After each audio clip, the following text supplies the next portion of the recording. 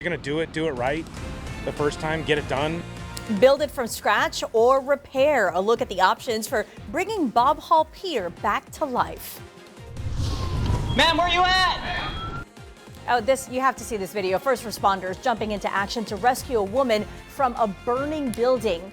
And the opportunity of a lifetime, how you can kayak down the Riverwalk. This is Chris 6 News at 10. And this heartbreaking video right here captures the knockout blow from Hurricane Hannah on Bob Hall Pier. Good evening, everyone. Thank you so much for joining us tonight. I'm Kati Uriarte. That Category 1 storm made landfall at the end of July. And since then, the big question has been, what's next for one of our most popular piers? Well, tonight, there is some clarity. According to an engineering firm's report presented to Nueces County Commissioners this morning, the cost to repair Bob Hall Pier is more than $9 million. Now, to tear down the pier and to build a new one, it would cost nearly $13 million.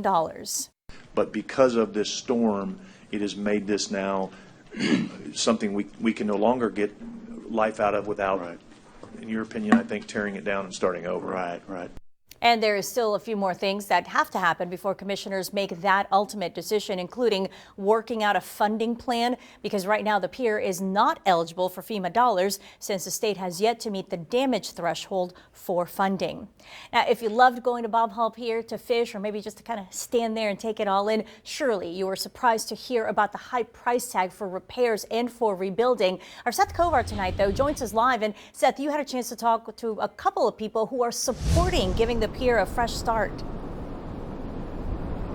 I did, Katia. You're going to hear from them in a moment, but I want to show you that a padlocked chain link fence is keeping anybody from going up on Bob Hall Pier right now. But there are lots of people out there eager for it to reopen, for fishing, for dining, and just hanging out.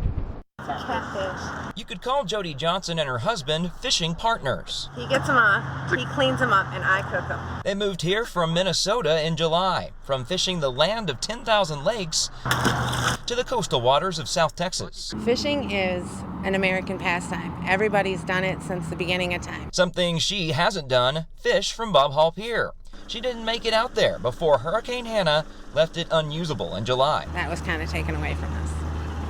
I get it, Mother Nature is what she is, but that was one of the things we really wanted to do. What she now wants the county to do is tear the pier down and rebuild. That's estimated to cost about $4 million more than repairs, but she says it's money well spent. If for only $4 million they can replace it and make it better for all the families in the area, I think I would probably go with completely replace it. Beachgoer Abe Dare agrees. $13 million is worth it for a brand new Bob Hall Pier, over $9 million for a repaired one. I guess I would say the 13. If you're gonna do it right the first time, get it done. And get it done as soon as possible for Dare and his 6 kids, and Johnson and her 4. This is a great place for us to hang out with our family. Being able to have safe family fun is a big deal.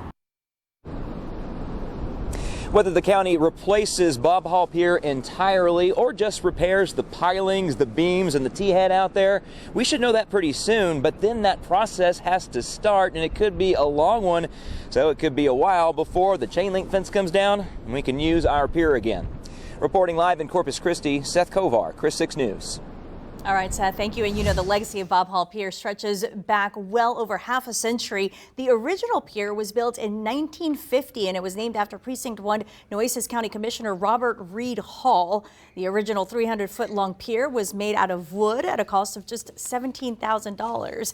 In September of 1961, Hurricane Carla destroyed the structure, and it was rebuilt within a year, and it stood 1,200 feet long. Now, in 1967, Hurricane Beulah, and in 1970, Hurricane Celia all caused damage to the pier, which was then repaired. But it was Hurricane Allen in August of 1980 that destroyed the pier again. And in May of 1983, a new concrete Bob Hall Pier was opened, and it stood until Hurricane Hannah back in July. For a full look at the reporting that we have done on the current state of Bob Hall Pier, all you have to do is visit our website at christv.com. Where's you at, ma'am? Ma'am, where you at?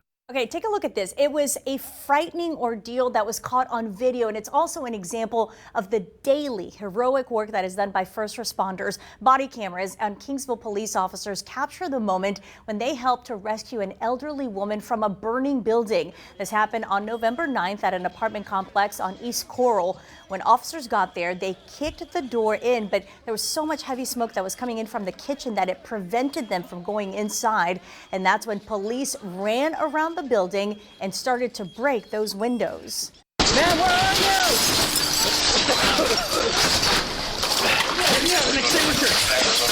It's incredible. And eventually officers are able to find her, but a dresser was in the way, so it was an officer who went inside to help get the woman out. The Kingsville Police Chief, Ricardo Torres, says that he couldn't be prouder of his department. He commended the telecommunicators and the officers involved. And now, among those truly impacted by that incident is this 12-year-old boy. His name is Jake Corvera, and it was his grandmother that was rescued by police. Jake says that he was in the living room when he saw the fire rising from the kitchen. And although he says it was a scary time for everyone, he is so thankful to police and firefighters for jumping into action. What was it like seeing that smoke? Was it a lot or was it dark? What color? How would you describe it? Pitch black. Have you seen anything like that before? Mm-mm. Was it scary? Yes, sir. Why was it scary? Because there's smoke everywhere and I smell personally burnt. Can you imagine? And the family is still not back in the apartment yet. Why? Well, we are told that they are still in need of clothing. So if you are interested in helping, we do have information on how you can help on our website at christv.com.